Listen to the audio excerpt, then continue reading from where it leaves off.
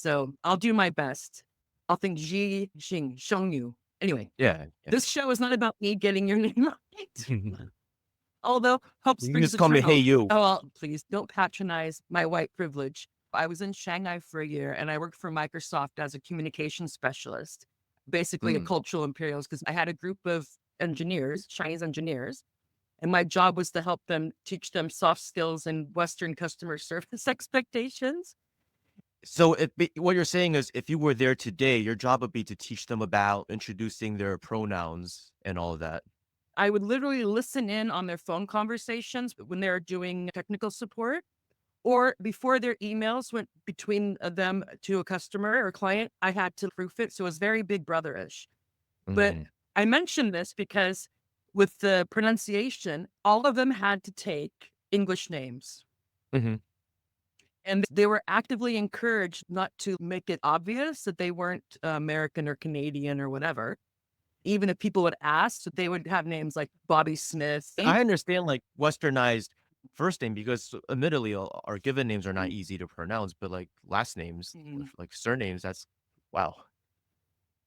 This is back in 2001, so it could have changed.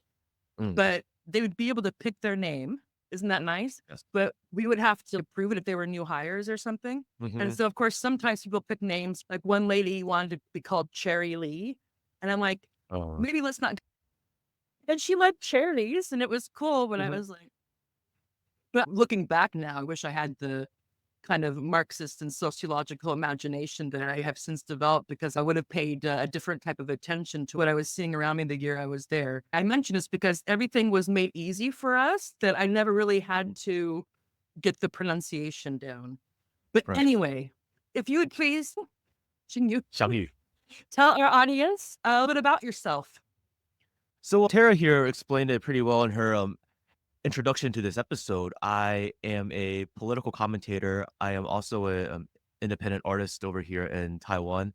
Been doing hip hop over here since I was a teenager, mostly in the underground.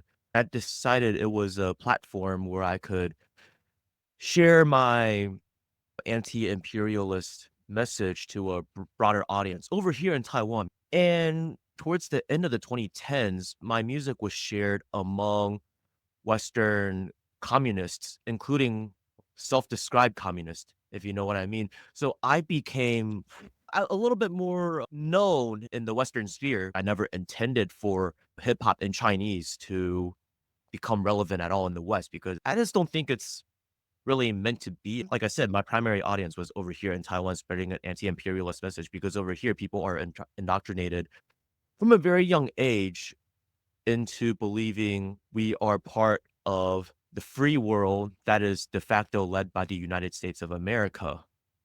And I just wanted to challenge that narrative because ever since I was a teenager, I started doing a lot of independent study that led me to a different conclusion.